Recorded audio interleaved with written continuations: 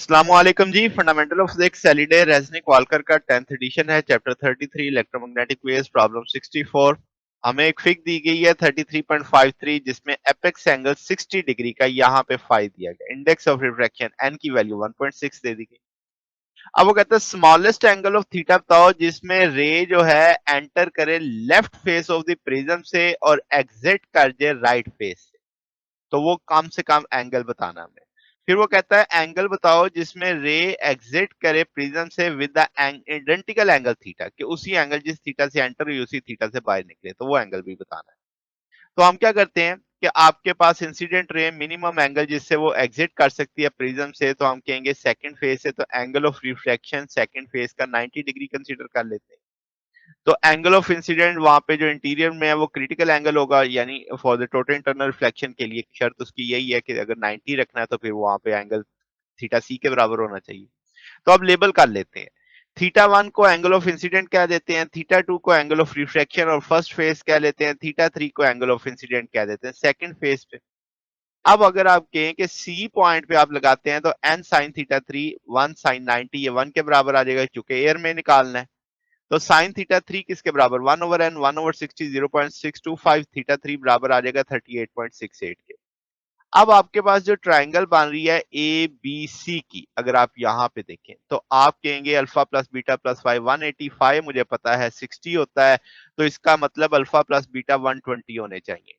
तो अल्फा लिखा जा सकता है 90 माइनस थीटा थ्री। ठीक है। तो क्योंकि ये 90 है तो उसमें से जो अल्फा का एंगल बनेगा, यहां से 90 में से अल्फा निकालेंगे तो वो थीटा थ्री आपके पता है, थीटा थ्री निकालेंगे तो अल्फा बचेगा। तो वो थीटा थ्री हमें पता है 38.68, वो माइनस कर देंगे तो 51.32 आ जाएगा।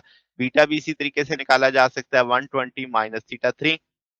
तो अब आप सॉरी अल्फा, तो वो अब आपके पास 69.68 आ जाएगा क्योंकि इन दोनों का सम तो हमें पता था।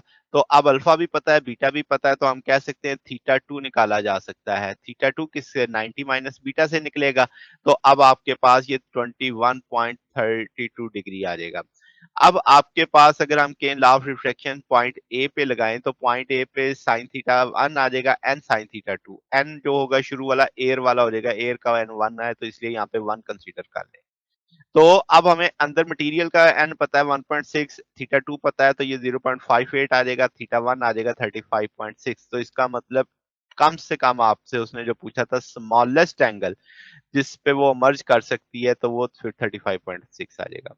अब दोबारा से सी पॉइंट पे लॉ ऑफ रिफ्रैक्शन लगाते हैं तो N sine theta three one sine theta one के बराबर आ जाएगा। अगर हम कहेंगे कि एंगल ऑफ रिफ्रैक्शन सेम होना चाहिए एंगल ऑफ इंसिडेंट के, बी पार्ट में उसने यही कंडीशन दी है, तो मैंने वो साइन थीटा वन लगा दिया इस जगह पे। तो अब आपके पास हम जानते हैं अल्फा प्लस बीटा 90 होता है, अल्फा भी पता है बीटा भी पता है, theta plus two plus theta three 60 होना चाहिए। अब यहाँ से साइन थीटा वन किसके बराबर आ जाएगा, अगर हम कहें कि तो sine sine 60 minus theta two के।